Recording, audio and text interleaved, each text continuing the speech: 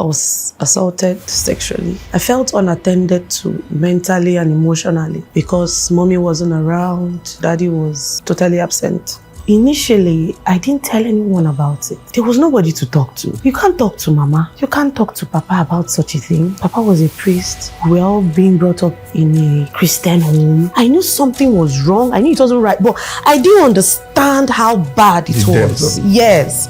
And I also knew that I cannot talk to any... See, if you go to school and they beat you up in school, there's nobody to come home and report to. Mommy and I were not even close because she was not around. Mama was strict. Mama is a disciplinarian. The right things, the right things, the right things. So you don't want to tell Mama the wrong thing. Mama is the kind of person that when you break a plate, you carry the broken plate and go and meet her with your cane. So is that the person you want to go and tell that this kind of a thing is happening? No, you can't. So I couldn't tell anybody. The person who hurt me as a child, I thought I had let go. I thought I had moved on. I wasn't really healed. I didn't know the depth of what was happening to me until I entered JS1 and they had this sex education and they made it look like if you were not a virgin, you were dirty. And it broke me. Something died in me that day. I was fighting, I was angry, I was strong, I was mean, zero emotions. Low self-esteem was eating me up so badly. I didn't know how to make friends. I couldn't mix up in class. I was the weird one in class. I tried to make friends, but I was not normal. If I want to be friends with somebody, I have to write a letter and say, can you be my friend? They would laugh at me. And other people were flowing. I'm scared. I don't want to be hurt. There was this deep void in my heart. I couldn't really let go. I just wanted to be happy. Childhood trauma never really leaves you.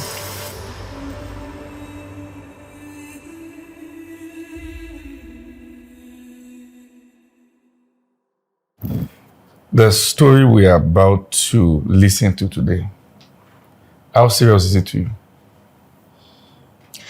It's very serious because this will be the first time I'm sitting down with someone other than my husband to talk about. And this year is the first time I'm discussing this with my husband. Wow. Yes, and November will make it 10 years of our marriage. But I've never really sat down to talk to him about it. And that's because it's something that I would say I made up my mind at some point in my life that I was never going to talk about it. I just dusted it aside and kept it somewhere that, you know when you deal with something and you just keep it aside and say, no, I'm not going to talk about this ever again. Not with anybody. I'm not going to go through it or live through it or make the person feel too important. I wanted to live my life, serve God. But you see, the thing about life is that these things never really go away. Yeah. They just come back at some point. And if not for your sermon on childhood hurts and trauma, yes, nobody would have been able to get me to the point where I'll talk about it. The first time I saw you was when you were sharing your testimony. Yes. That you've never gotten to this point before. Never. Where you are to. Can you walk us through that? Okay, I joined SLC in May, the May at Sotele. And it was a regular service, it was the praise and worship. And we were happy. My husband said, the church is good. I was tired of our former church because of certain things. So I wanted something new, something different. And I was basically getting the same thing. And I used to go to a church where I was attending a sort of a small church. And I was close to the pastor. The pastor was like would I call him my first father figure? So when I got married and moved to Abuja, the church we were going to is a big church. So I didn't have that connection with any of the pastors per se. So I would always sit at the back. Then eventually a branch was opened in our area and we moved to that branch. And it started getting boring, same thing every day. So my husband and I started taking turns to go to church. It was a case of Saturday, Alpha, they go church. Say, I think you'll be the one to go. So that these kids, especially for our kids, to always go to church. Yes. Wow. It got that boring. And at a point, my husband just stopped going to church. And I saw us not being close to God as, you know, I wanted to. Yeah. I'm a church girl. No matter what happens to me, I'm a church girl. I grew up in Anglican church. My grandfather was an archdeacon in Anglican church. Yeah, so I grew up in church. After secondary school, I moved to Ibadan with my mom. And so, but for these 10 years, I would say I haven't really found it. So I just woke up one morning. In fact, I was in a church that day. And I told my girl that, where is the guy that you said was going to Apostle Femi Lazarus Church? In church. And she said, okay, I'll send the guy's number. She sent it. I started chatting him up. And the following Sunday, I told my husband, I said, I'm not going to go church again. I'm going to this church. Funny enough, my husband said, oh yeah, now we're bath. Let's go and see. And it was good. So the following Tuesday, after Asotele, yes, you started with Jacob, Reuben, how Jacob wasn't such a fantastic father. Yeah. And I would tell you, sir, you told me my life. Wow. You told me why I behave the way I behave. You told me why I think the way I think, why I respond to life situations the way I do. Yeah. And it broke me. After that day, I sat down. I was thinking, I called my husband. I said, come and sit down. See what this apostle is saying. He said this about Levite. He said this about this person. He said this about Reuben, about how Jacob was not such a good father, and how this person... To the point, in fact, you made a statement that went viral. You said, girls who do not have a father figure tend to be loose. Yes. And people were dragging you. Yes. It takes the grace of God, like you said. Yes. To not be loose. It takes grace. Yes. It takes the grace of God. If not for my pastor in Ibadan, Pastor Kayode, he took me in. I was just finishing secondary school. For some reason, I don't know whether he had a conversation with my mom, but he just took me in. I was church baby. I was pastor's baby. I could walk into his office anytime. Yeah. If he doesn't see me after service, he would send somebody to look for me. Pastor was a father to me, the first father figure after my grandfather. But you see, the thing with Papa was that he was already old. Yeah. And I was younger. I was just one, just two. By SS1, SS2, Papa had gotten sick. And he died when I was in SS3. Wow. It was a big loss for me. And it left a vacuum. Because Papa would be the only one that would come and sit beside my bed and tell me stories, listen to me, at least ask me, how are you? Then there was no GSM, for my mom to call, keep checking on me. So it's usually when she comes around that I get to see her. And every time she comes, she visits and she leaves, I sink emotionally. And in that period of me not talking to anybody at home, not eating for a day or two, not communicating, nobody really comes to say, how are you? Including your dad and your mom? My dad is... a different story. Is another story. But because, my mom had gone back to Ibadan. So I'm left with Mama, Papa, and all kinds of cousins. Okay. But the way we were brought up, you're on your own.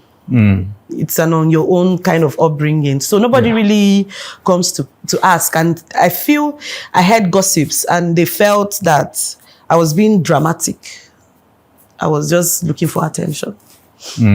So it will always take me 2 days, 1 day to come out of the fact that my mom came to visit. We spent some time and she left. So when Papa would be the one that once in a while would just come and check up on me and say, how are you? Are you fine? I say, I'm fine. So after Papa died, it was a big blow on me. But luckily, we moved to Ibadan. My mom has gone through a lot of church hurts, so she wasn't going to church. For over 2 years, my mom did step her feet into a church. Wow. But her kids are here, so she has to look for a church. And one man came. I said, is this man? He just opened. Let's try. Take your keys. The man is sound. He's this, he's that. And so we went with my mom to church. And that was how we started going to that church. That's how you got the pastor? Yes. He took interest in us. He took interest in me. Is that the story? Of the pastor, or we're going to come back to yes, family now? we'll come to family. Okay. So because of, I'm trying to get to the point where I knew that SLC was the place. Yeah. The following, so after the Tuesday, I sat my husband down and I said, this is it, this is it. This is what this man has said. He has explained me to me. So by Sunday, I was already ready to hear more, you know. Wow. And so when you started, before you got to the middle of your sermon, I was crying. Wow. I was the first person that came out. When you now had to say, leave them, let them, this is the church. I remember. Yes, I came out. And there were two people that I needed to forgive. One was the person who hurt me as a child. And two was my husband. The person who hurt me as a child, I thought I had let go. I thought I had moved on. I thought, because we talk once in a while, his family, we all grew up together. Yeah. But when the sermon came, I realized that I wasn't really healed. And it made me go back. I don't go back to my past. I don't go back to my past because I didn't know the consequence, or I didn't know the depth of what was happening to me until I entered JS1. And they had this sex education, and they made it look like if you were not a virgin, you were dirty. And it broke me. Something died in me that day. I couldn't have friends. I couldn't mix. Oh my God. I couldn't mix up in class. I was the weird one in class. Everyone who went to secondary school with me knows that between JS1 and JS3, I was weird. I was fighting. I was angry. I didn't know how to make friends. I would trek home because my secondary school, I went to a federal government school and it was in my village. So I used to trek to school and back. Usually when secondary school students or kids are going home, they go home in group. Yeah. I just couldn't. Low self-esteem was eating me up so badly. I was angry. Some days I would just wake up and I would cry. And nobody will ask. It was normal for me to always break down and cry. So nobody really paid attention to it. I will cry. I didn't know what to do. I didn't know what was wrong with me, but I knew something was wrong with me.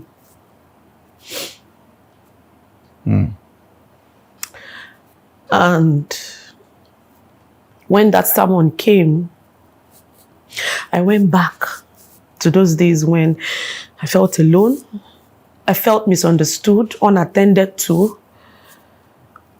I don't blame my family. I don't blame Mama and Papa, because I feel it is what you know that you can give. That you can give, yes. yeah. So they probably didn't know how to handle me. The case. Yeah, they didn't know how to handle me. They didn't understand. Or maybe they did. They just didn't know what to do. And so that sermon broke me. But before then, 5 to 10 minutes into the sermon, my husband looked at me and said, Pastor is preaching like Elebio. That's that Pastor Kayode. Amazing. I said, I was just going to tell you the same thing. Wow.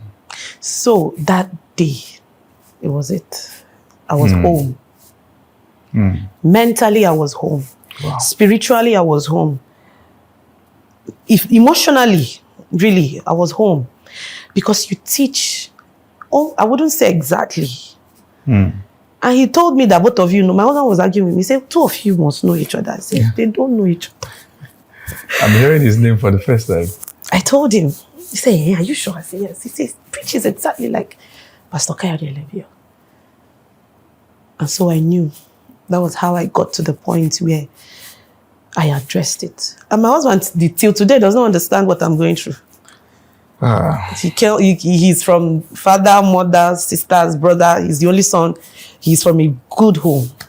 In fact, his family is the first time I saw family. Everybody is loving each other. I see siblings fight. You know, when people come together, where we were staying before we moved, I stayed adjacent my in-laws' house. And these in-laws, they are about 6 girls, and they are close. They don't... Everybody's helping everybody do things. Like, there's no... This is your job, so nobody's going to help you. Whether you are sick, whether you're not fine. I'm asthmatic. Whether you're having asthma crisis, when you're done with the crisis, you go back and do your duty. That's how I was raised. So it was weird. I see people love each other. So, well, okay, nice. And then my in-laws too, they are close. They even have a family WhatsApp group. Do you have one? No. We tried, but it didn't work. It just didn't work. It didn't work. But I think age is helping us. Time is helping us as well, growing up, you know. Mama is getting older. She's about 91 now. Mama is grandma? Grandma, yes, my grandma. Okay. So if I may ask a question. The thought of knowing you will get married as a single lady, and should I use the word the dysfunctionality of where you are coming from? And were there times you met individuals that were coming from better family structure and you felt, oh no, once they know my story, they won't accept me? Run me through that. Okay, with like suitors? Yes. Or individuals you were attracted to, but just for the scare of, the family background, where you are coming from. Okay, so because of my personality and life experiences, I didn't used to get too emotionally attached to people. Especially with the opposite sex. I could hang out with you, we go out, sit down, eat, chat, play, but I don't get to the point where I'm emotionally attached to you. The first person I was emotionally attached to when I was in 100 level, and that was because he was the only friend I could open up. Really? No, I don't talk about this. Never with anybody. We are discussing it today. Because you broke me. God did. Yes, God did. I don't talk about it. I try to blend in with everybody. I try to not want to feel sidelined or you know, I don't want to talk about it. And so with the opposite sex, it was just, I would use the word cruise. I just not there. Until I met my husband in my final year. And I was drawn to Alex because, his name is Alex. I was drawn to Alex because he was kind, loving, soft, everything I have ever looked for. Everything I have prayed to God for. Alex was kind. Still kind. Yeah. Because I was still having that barrier, wouldn't say I really loved him. But I was ready to marry him because he was good. Initially, I wasn't safe. It was my mom. This guy is a good man. Recruited the entire family to call me. This guy wants to marry you. Marry him. I was about 23, 24. So I was like, I beg. But when the pressure was much, I was like, okay, fine. Let's marry. But I was still comfortable with marrying him because he's a kind person. Yeah. He was gentle. The first person that would buy me gifts.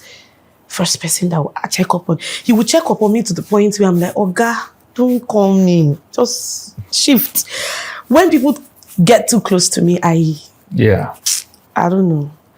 For the 5-6 years I spent in the university, I had maybe 3-4 friends. Wow. Yeah. The entire time. The entire time. We were friends they were just my friends from beginning to end. I vibe, I gist, I talk, I play, I'm noisy sometimes. but it just ends there. Nobody gets into you. No. I don't let someone get into me because I'm scared. I don't want to be hurt. I don't want to be hurt. So when the suitors were coming, there was always a fault. One is that his shoe is not looking good, or his shirt is not fine, or his car is not tidy. I always had one, reason not to break it up. Yeah, but somehow my husband just persistent. He was just persistent. Then friends came and said he didn't have money, he's broke, you roll with big boys, you have friends, because the stores that were coming to were big boys and, flashy cars and everything. But I knew what I was looking for. I wasn't looking for money. I wasn't looking for class or wealth. And it's not because I don't have ambition. I just wanted to be happy. There was this deep void in my heart. I just wanted to be happy. It didn't matter whether he had money, whether he didn't have money. It didn't matter whether he was a fine boy or not fine. I just wanted to be happy. I just wanted one person to love me. One man. I couldn't get that in my father. Papa didn't live long enough. I just wanted one man to love me. And at that time, he was loving. He's still loving.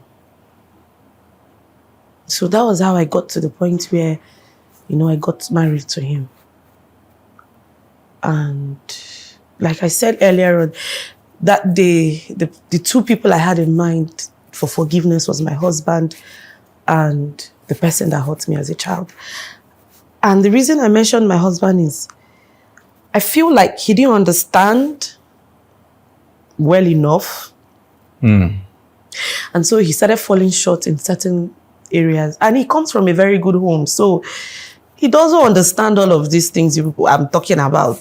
All this, your father, your mom, your father was not there. So, I mean, why are you dealing with rejection? I love you. You can see that I love you. So what's the problem? And so he started falling short in certain areas and I couldn't just forgive. Wow. I couldn't really let go. The last couple of months too, it's been an emotional roller coaster. And I think the reason was because we were not close to God. And so a lot of things started going wrong. It got really bad. I had to confide in Pastor Mimi. And she helped me. She spoke to us. So when people deal with rejection, it's different for me. There's a way somebody will come and tell you, I don't like you. And you're like, now you sabi. Then somebody will now tell me, I don't like you. Kai. Another rejection. So because I don't want to go through that rejection, I don't let people in. To your heart. We can gist from today till tomorrow, but I don't get him. When I see a young man that I know that I'm going to like this guy, I cut off. Yes. I see your maybe the way you speak, the way you carry yourself, the way you're close to God or something, and something just tells me, you feel fall for this guy. I cut off. Immediately. I just cold turkey. Like you call me, I don't pick up. Okay, please go on. Okay, the moment I just realized I cut off because I don't want to like anybody and then they will now leave me. I don't want rejection. And so each time maybe I'm having disagreement with my husband, I get so emotional. I get so pained. I get so deep because it's like, don't reject me. Don't leave me. I hope eventually he comes to understand it, but it's too much for me to bear when it comes to that aspect. Yes, let's shout, let's argue, husband and wife argument or disagree on things. But don't walk out on me. Don't leave the house. Don't scold me. Don't make me feel like I'm not good enough. And so our marital issues were, for me, more emotional than arguments. So over time, I grew a thick skin and I literally just shielded myself from my husband. He felt I was no longer giving him attention. We're fine. We don't fight. I made sure we don't even fight, because if I see you want this thing is going to go, I just stop it. I faced my job and the kids, and we just go out, come home, go out, come home every day, and everything looked fine. But I feel psychologically I began to fall short of being a good wife to him, and he started telling on the marriage. But because I didn't feel that he would ever understand me, I never really spoke to him about it. I never really explained it to him. And so this is where childhood trauma never really leaves you. It just comes back it just creeps in at some point. Because I told myself that I'm not going to talk about this. I'm never going to deal with this. I'm never going to, I just kept it. So what really traumatized you growing up? Two things. Yes. I was assaulted sexually. And I felt I needed more love. I felt unattended to mentally and emotionally. Because mommy wasn't around, daddy was totally absent. Was never involved? Okay. My father married my mom, and I don't think their marriage lasted 2 years or 3 years, maybe. He just picked up his things and said he was traveling, and he never came back. Wow. And my mom was very young. I was already asthmatic as a baby or as a child, very tiny baby. So it was too much for her to deal with, because my father had already stripped her of her certificates, had not done work. She was lost, and she was young.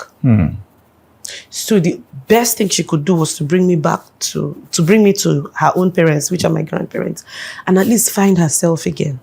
Were you the only one? I have a brother. Elder or younger? Younger brother. Okay. So we're back in the village. And that's how my father just went off, like switched off. Completely? Just completely. My mom didn't in fact, my mom didn't know whether he was dead or alive or missing or up for almost a year. Meanwhile, he was communicating with his siblings, and they were living in the same house with my mom. Really? Yes. It took a long time before my mom found out that, he's fine. And so she moved out of his house, took me back. It was, according to the story she told me, it was really hard for her. And I understand that. The next time my father would come looking for me was when I was in SS2. I was about 15 years old. And he came, sat down for like 30 minutes and said he's sorry. He needed to go and look for money. That was the first time you were meeting him? Yes. As I sit here, I can't remember my father's face. Yes. If I pass here, my father pass, he doesn't know me. He's late now. So after that, I didn't see him again till I was in 300 level. At that time, when he came, prior to when he came, he sent his siblings to bring money for me, bring me a phone, called me on the phone from time to time. That was how we tried before. I think he now came back to Nigeria to now come, I had to leave school from Umuahia and came to Ibadan because my mom too was trying. So that, let this thing not, just try and be in this girl's life. Try and pay bills. So he will pay for one bill this year, maybe another 3-4 years. You now remember that somebody is existing like me. You now send money. And you now cut off again. After like 4-5 years or 3-4 years, you send money again. It was off and on. So by the time we were in 2011, he came back, called me to come to his village. He was staying in his village. And I went there. In fact, that day I called my mother. I said, Mommy, waiting you they fine. We joked about it, but he's so rigid. Not nice. Everybody's afraid of him in the community and the area. And he was very rich. My father used to be a very wealthy man. But you will not see it. You will not see it in me. You will not see it in him per se, you know. He was so tight with life. He was just, you know, holding on to it. And that day, in fact, I couldn't stay a week. I stayed like 2 days. I just told, I said, Mommy, I beg, I'm coming back. Early in the morning. Are you Igbo? Yes, I'm Igbo. Yeah. I'm Igbo. I grew up in the East. But you speak Yoruba? I understand. When I speak, you will know that I'm not a Yoruba. You know I'm not a Yoruba person. I said, Mommy, I'm coming back. And we laughed and laughed. You wake up in the morning, he's out. Till in the night. No communication. No trying to know you. To build relationships. Nah, he didn't have time for that. He had other kids? Yes, he did. I met them for the first time last year. After his family had tried for us not to meet. They stay outside the country? No, the kids. Yes. They were in Owerri, but we never met. And even after he died, after the burial, I didn't go for the burial. After the burial, they still didn't want to release my contact to them. And I didn't have... So it was when there was a little fiasco amongst themselves that they now sent the eldest boy's number to my mom and she forwarded it. In fact, they regretted why they sent that number to me. They regretted. So, there was a fight? The boy tried to take his siblings and run out of the house or something, I don't know. So they ran to Abuja and I reached out to them and I went to see them where they were staying, and that was how we met. After, this is me, the older boy is in his 20s. So it's not like, I don't know why he didn't want us to meet. The man, for some reason, didn't like my mom and he just transferred the hatred. Yes, he just transferred it on me. And because people were talking to him, so he just kept on trying to build that relationship, but it wasn't just working. It didn't work out for us. It was late. It was late. And his personality was rigid. So it didn't work out. At what point did the assault happen? I was small. I was young. I was probably in maybe primary school. So by the time he tried to come back, you had already gone through a phase where you had survived sexual assault. Who? My father? Yes. Yes. We didn't have a relationship. Wow. We didn't have a relationship. Even when I wanted to get married, he was raining curses and abuses. I should come back to his place and stay with him. I should leave my mom. You know, you always insult my mom, call my mom names and say I'm not well trained, I'm not well brought up. So, and that thing used to always upset me. If it's raining abuses on me, I'm giving it back to him. We didn't have a good relationship. Except 2011, when I tried, I went to see him. I said, okay, let's try this thing and see if it will work. But it didn't really work. After that 2011, he paid my school fees 2012 and 2013. And then once in a while, he would send me pocket money. But that relationship was not just there. Immediately I broke the news that I wanted to get married. Changed it. He never picked my call again. Really? He never. What year did he die? I think 2-3 years ago. 2-3 years ago. If I may ask, maybe for the sake of individuals who have gone through sexual assault and some who are still fighting with the stigma, you know, I'd like to ask specific questions. There are instances where, you know, the narrative, like you said the other time, that sometimes the narrative puts the assaulted insensitively in a position where people tend to say that you've lost your virginity, then you are... I remember listening to Tiwa Bello share a story. She said she felt like a bag of sand. She felt other girls were princesses and she was just there. Yes. She said she felt like a monster, that for anyone to want to harm her, it must be that something was wrong with her. Can you run us through? And first question will be that the fellow that did that, family member? Yes. A trusted family member? We all stayed. Everyone trusted him? Everybody just stayed in the house. So then the second question would be, what was it like for you and how did you come out of it? Initially, I didn't tell anyone about it. Ah. There was nobody to talk to. No one to talk to. You can't talk to Mama. You can't talk to Papa about such a thing. Ah. Papa was a priest.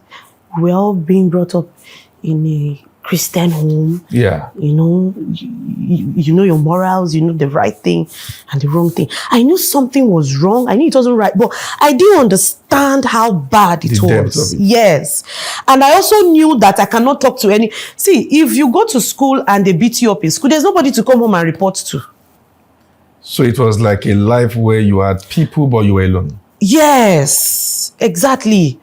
There was always people in the house. Sometimes cousins will come, we'll be up to 10. You know, different cousins, different people, aunties, cousins, brothers, whatever. We were always in the house. But everybody just wakes up in the morning, go to school, or you go to the farm, or you go to the stream. We cook, you run errands. Then in the evening, sometimes you just go out to play alone most times. But being asthmatic, I was a bit... what's the word? Like, they didn't allow me to do certain things too much. The strenuous things. To avoid the triggers. Yes. And so the cousins then would feel that Mama and Papa were shielding me. And so they would gossip about me being lazy or being, I don't know, not strong. And, you know, when I carry a smaller gallon than other village people, it's like, she's not strong. This one, village, they just make jest of you. So I used to just hear trickles of those gossips. And it will make me still withdraw even more. So that thing about not having anyone to talk to, I really didn't have anybody. There was no phone to call Mommy. Yeah. Mommy and I were not even close because she was not around. Wow. So I didn't come to the point where I could trust someone enough to talk to the person. Mama was strict. Mama is this, disciplinarian. The right things, the right things, the right things. So you don't want to tell Mama the wrong thing. Mama is the kind of person that when you break a plate, you carry the broken plate and go and meet her with your cane. And say, Mama, I've broken plate. And so, where is your cane? And they will flog you. So that next time you will not break another. So is that the person you want to go and tell that this kind of a thing is happening? No, you can't. So I couldn't tell anybody. I feel mostly because I didn't even understand the level of, or the gravity of what was going on. And a part of me feels that the guy in question too was also a product of a dysfunction. Because why would you? Yeah. Why would you? So, as I grew up, I just let him go in my mind, sort of. I thought I let him go. So, I couldn't tell anyone, one. I got to understand what was wrong in secondary school when that sex education came. And the way that man presented it, hey, Jesus. So when girls are talking about their virginity, talking about stuff like that, you cannot hear me say, Bim. I just keep quiet. Listen, when my ear is full, I shift. I didn't tell anybody. I told no one. The only time I tried to bring it up was when my mom and my aunts were trying to accuse me of being too close to one very distant cousin, a guy. Yeah. And this guy was a friend. We had family, very distant, but we were good friends. We were close. In fact, I think he's the first close friend from an opposite sex. And so we were just really close. There was nothing fishy. When he came around that, I think it was a Christmas time, we all went back to the village. And my auntie started scolding me. She's a very strict person. Can't you see your husband is here? Why are you talking to him? Auntie, I've not seen this guy in a long time. We've not called each other. I said, you people were in this house when so and so thing was happening in the house. None of you knew. Nobody knew. And it's now this one that was trying to be friends with me. As much as, I don't know what can be I don't know the littlest thing that should be immoral between a boy and a girl. Did not happen between me and this guy. So why would you think that the one that people are supposed to worry, for that day I blasted. I just screamed it out. Why would you people think this kind of a thing? Later on, my auntie now said, don't you think, yeah, who have I told? I should not tell anybody about it. Don't you think you need, what do they call it, a shrink? Why is it a custom in most African homes to shield the offender? Till today, I don't think anybody really talked. Till today, nobody has asked me, how am I? And they just moved Life on. just moved on. Everything nothing happened. Nothing. Why is it a custom in this part of the world? Well, I don't know. That when that happens, they shame the victim and,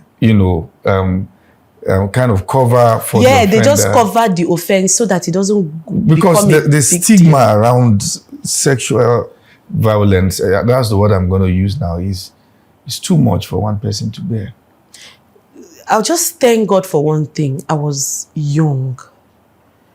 And the shock I got when I found out the effect or the damage that had been done to me, the shock I got made me cut. I don't want to remember those nights. I don't want to remember. The night I remember was the last time he came. Oh God. If I was big, I would have beaten devil out of his head. No, don't you ever. And I remember in those days, he started writing letters to me. The guy was dysfunctional in his own way. He started writing letters to me. He was much older than you. Not that much, maybe 4, 5, 6 years, I don't know. That's why I growing up, being more mature now, I think he too had his own issues that would make him think it was okay. Well, maybe just for the sake of those watching, I'd just like to state for the balance that as a man, coming from a dysfunctional background is not enough excuse to take advantage of a woman. It's not really, but... it is not. There are many ways to deal with pain. But I will just say something that, I teach so much in this regard, and for a while I stopped. Not because I was done. I'm not done. But because if there's any part to teach in this, it's now too graphical, and sometimes I want to give people breathing space. You see, when a man is from a dysfunctional background, particularly when you have absence of either of the parents in his life, where the emotions are not well built in a good environment, one of the likelihood that the man has is he does not know how to love correctly or how to express love beyond physical touch. That's one of the signs that a man is broken, And we have many people in the society who are broken and who just think that it is, I don't want to use the word westernization, that, don't know how to express love to a woman until she's touched. So I mean, saying the guy came from a dysfunctional background, I can really understand that. I teach. That's just what I feel. Yeah. Because I can't find a valid reason why he would want to do that. I mean, I was young. I was little. The stigma, you carried it for a long time. I just made up my mind that nobody was going to know this part of me. My friends don't know. Nobody knows. My friends. You never told your husband that someone took advantage of you until after that sermon. I now sat him down and said, "This is it," in tears, because my auntie made one statement. She said, "Try as much as possible not to let Alex know about this." Because nobody wanted to talk about it. And as I sit here today, even my mom has not asked me, "Are you fine? That stuff that you mentioned, how far?" There was a time that the guy was supposed to come and do NYSC. And it was supposed to be in my mom's house in Ibadan. And my mom called me. I said, "Mommy, no. Mommy, no." She didn't know why. Until the day I told her, she now said, "Oh, was that the reason why you went?" I said, "Mommy, I didn't know how to live in the same house with him." Living Umuahia was freedom from not seeing him. Going into boarding school in SS1 was freedom, kind of. And that made me who I am today. Jovial, From the way friendly. you sound, it sounds like both of you were living under the same roof. Yes. As at then. We all, when I say we grew up together, we grew up together. And nobody sensed Nobody sensed. Nobody is interested. Ah. When you look at your child and it's like, she's not smiling today. Yeah. And you go ask, what's wrong with you? Why do you think they were not interested? Papa and Mama were just that way. And so they raised all of us. That's why we are not really close. We are all trying to be close now in the last 4, maybe 5 years. But there's hardly any time we come together as a family that there's no fight. There's always one drama. Somebody, like that one I went last where I opened up a little and told them, and that was out of anger. That was a fight. When I left with my husband, my aunt and my brother, they fought, So I feel it's because my grandparents were not the type who knew how to bring together. I think so. Mama did not really know how to bring together. Yeah. She knew the right thing. As a girl, you're supposed to know how to cook, clean. You don't talk to your elders rudely. You don't do this wrong. Yeah. You don't do that wrong. She was good. She raised us morally right. But when it came to emotional connection between siblings, she wasn't really interested. No, it wasn't her place of strength. In fact, at a point when we were growing up, we noticed that if Mama hears us sitting down gisting, she'll start sending everybody. Why? I don't know. That's just who she was. She is still like that. Was there a part of you that concluded that maybe that happened because your dad and your mom were not together? Yes, I feel if my parents were together, I would have seen love. I would have known what a family should look like. I began to see love when I got into boarding school. I now began to see that people can be friends. Okay. I began to see that somebody can actually help you fetch water. I began to see that people actually give out gifts. Yeah. I saw that people can actually sit down together and gist. And I was very aggressive and angry and alone. Like, I just keep to myself. If you step on me, I give you a dirty slap. Wow. I was the weird one in class. People should leave her. Don't touch her book. You understand? I tried to make friends, but I was not normal. So they would laugh at me. If I want to be friends with somebody, I have to write a letter and say, can you be my friend? Wow. And other people were flowing. And it was funny to them. So they would, this one is weird though. Which one is this one you are doing? And so but you felt that if anyone loved you, then they were doing you a favor? I didn't even see why anybody would love me. Wow. Yes, because I was always by myself. I was always alone. Until I got into boarding school. And I began to see life in a different view. I would see people be friends. I entered boarding school in SS1. And that was when I began to come out. So first term, I suffered because my secondary school, there was a lot of bullying. And if you're not covered by your friends, they will pick on you. Yeah. So seniors will always pick on me. But the few people that picked on me did not want to pick on me again. Because you can be calling me, I'll be looking at you like this and I will not answer you. Wow. I will just pretend like you're not calling me. I was strong. I was mean. I was zero emotions. I had a male friend when I was in SS3. Some 2-3 years ago, the guy said, Jennifer, I never really understood who you were. She said he sees me as the kind of wife that if your husband is traveling, this is exactly the way he put it. You buy condoms and put in your husband's bag because you don't care whether that's none of your business. That I was so mean that I used to be somebody to study. I was how can somebody be like this? He tried to do boyfriend, girlfriend with me, but I didn't understand what he was saying. I didn't understand what he meant by I love you. It didn't make sense to me. I couldn't relate. So immediately he said, I don't want you to talk to other guys. I just say, okay, I'm not interested in this. I just broke it off. He tried to beg, but it didn't make see, when I see people crying that somebody broke their heart, it doesn't make any sense to me. Wow. You don't, what are you people doing? What are you feeling? But according to what I said in that sermon, and I understand that people got it wrongly. There was this podcast that was trending recently of a girl who said that she has slept with countless number of men that she cannot count anymore. And then she used the statement. She said, I'm a bastard, that my father was never there.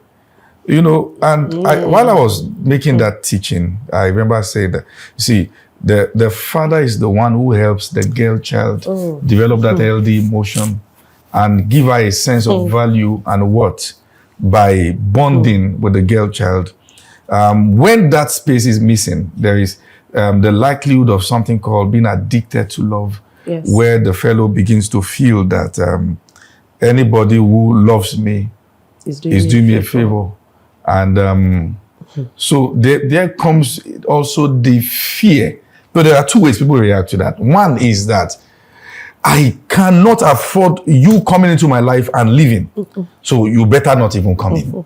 And the second part is that, you know what? I'm just here. I'd like you to do me a favor by loving me. And these are two extremes entirely. And you went through yours. Yeah, mine was don't come in. Don't even come. Don't come too close. I can gist with you, can hang out, but once is get into that. So back then I could have 10 guys asking me out, and I'm like, you want to be my boyfriend? Okay. You want to be my boyfriend? Okay. You want to be nothing else. No. Then the ones that just wanted to sleep with you, of course. Yeah. So those ones, I feel like we understand that you don't want anything good for me. So the moment it comes to when are you coming to my place or when are you coming to spend the weekend, you're on your own. So I just didn't let people come too close. I don't know how to keep friends. My closest friend now is from 100 level or Jam Blessing. You've been together. And it's still on and off, but she tries. Wow. She tries. And in my darkest times, when I needed a friend, she came through. She's annoying. She's very rude. Wow. These very rude and nasty people. Wow. You just have to understand them. But she's a kind person. And we've been friends. It goes on and off. But to say now that I'm this person that will have my bath, dress up, and say I'm going to visit a friend. Nah. Don't come to my house. I'm not coming to your house. We are good. Thank God for WhatsApp. Everyone's serious. We are good on WhatsApp. It's recently that, I'm getting better. Yeah. I'm building self-esteem. Yes, that's the word. I'm building self-esteem. And now I feel free to talk to. Before you see me telling people about my life, just know that I'm going through something at that time. So I'm just telling you that phase. Wow. You understand? That phase, only. that one that we're having the issue now. And I just need somebody to talk to about it. And that's it. But I will now sit you down and we'll now begin to converse to the point that I'm not telling you about my... No. You're not rich. Nobody now. If I cannot do that with my mother, then know that... Wow. There was nobody. There was nobody to talk to that level. Your dad? My father. Were you able to forgive him? Was I angry with him? His absence? I don't know. I didn't feel emotionally connected to him. Yeah. I never even used to... We don't call him Daddy at home. We call him Kenneth. His name was Kenneth. So everybody just refers to him, Kenneth.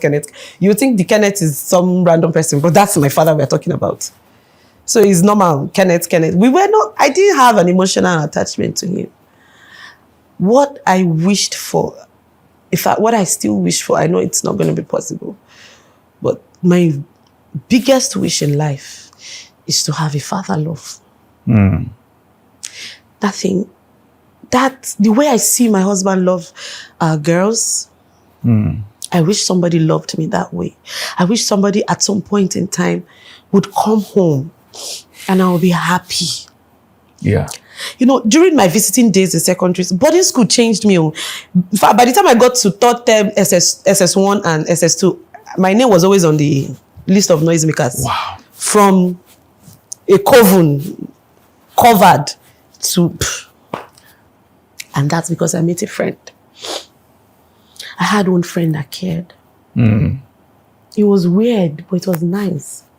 You know, when you see love and it's weird, it's abnormal, it's like, wow, it's possible, wow. So people can be close. She will help me fetch water. She will come and check on me. Hey, I didn't know that people were nice. I didn't know that people, especially outsiders. I mean, if you can't get it at home, you're now getting it outside in school. So we were close. People called us, we were more like besties. Went to each other's houses during some holidays. At least Mama would let me go. I think Mama too liked that I was better. At least compared to when you were quiet. Yes. So she would always let me, go and visit her. She would always let her come with me for holidays. Her parents too were in support. At a point, her father had to come. She was very close to her dad. Oh wow. In fact, she was the first person where I saw my age mates being close to their dad. Wow. The only closeness I saw was between my father and my grandfather and my mom. Wow. But like I said, Papa died early. I wished Papa stayed a little longer when I was, more mature. Yes, and more aware of life. But he died. I was just entering SS3 when Papa died. I think I might want to say this, maybe for the sake of those watching, that there is this part of conversations like this that people need to understand. That when either of the parents or both of them miss the opportunity of the season of a child's formative years to be present in that child's life. You see, yes, there will be forgiveness. There might be forgiveness later in life. But the restoration of a relationship most times doesn't come. Never comes. Because you cannot make it happen mechanically. So the whole idea of shaming people into forcing such relationship, what it does is that it rather worsens cases. Yes. And unfortunately, because there is something in common with this session we're having and the last session we had, that someone will be missing the child's life, then the child probably will look forward to meeting the person, only to meet the person and be wondering, my God, what kind of person are you, and almost grateful that the fellow was never there. I was. You were grateful. I was very grateful. I would have been one, maybe an illiterate or I don't know, angry all the time, because my father was always angry. The few days we stayed, I was always strict. He had a wife. Yeah. Then. And she too, she was not comfortable. She ran away. I heard she ran away or something. She left. Yes. And she was young at that time, maybe late 20s or early 30s. She had to leave. Wow. And I remember one day when I was there, a young guy came to speak to me. Your face is new. Who are you? Yeah. If you see the warning the lady gave me, she said, if you don't want this guy to sleep in a cell this night. Oh, it could get him arrested. He had all the money. So if you don't want this guy, you better go back upstairs. Was he that kind towards you with the money? Sir, the kindness came after that 2011 visit, and he tried to send me pocket money. He paid my school fees in my 4th year and in my 5th year. He sent me pocket money sometimes. So, and I went for NYSC. Before I went for NYSC, that was when my husband started coming to marry me. He said he wanted to marry me. So I now broke the news that I wanted to get married, and that was the end. I begged. He stopped relating with you? Cut off. Why? I don't know. He didn't want me to get married. He said the person I was getting married to is not an Igbo man. I said, okay, meet this person first. He said, if you come here, if I don't arrest you and that man, call me a bastard. That was what he said. Now, knowing him a little, I knew he was going to fulfill it. Wow. So I didn't even bother. Now, in Igbo tradition, my bride price is supposed to be done in my father's place. You're from Imo? I'm from Abia. Abia. Umuahia. My father is from Anambra. You okay? So, but because I am, my mom is Umuahia. Umuahia. So I always stay with Umuahia. All my certificates, my documentations, everything. My grandfather made sure that he got those documentations done for me. Wow. So I always say I'm Umuahia, but biologically, I'm Anambra. So normally, the right thing is that my bride price and everything is supposed to be done.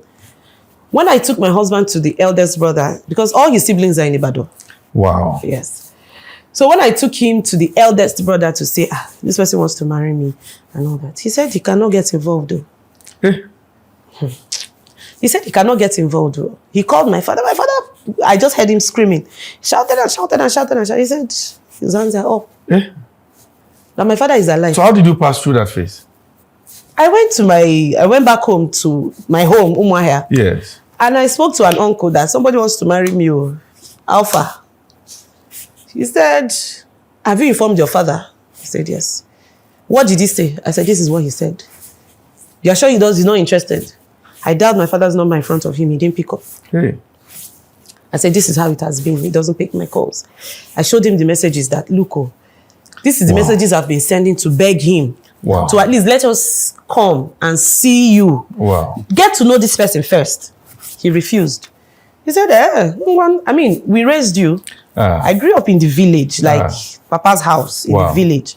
They all saw me growing up. They all, they say it takes a village to raise a child. They all raised me practically. They loved me. I was, there was nobody ever really asked about my father in my village.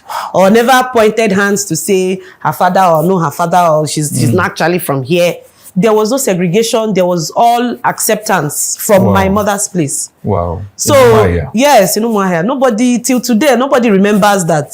My mother was actually married. Wow. So, immediately, that same day, he said, people should bring 1,000. Let's go and bring the list. This and this is what you're supposed to bring so that they can give you the list. And we took the list. And everything was done in my mom's place. I had traditional marriage in my mom's place.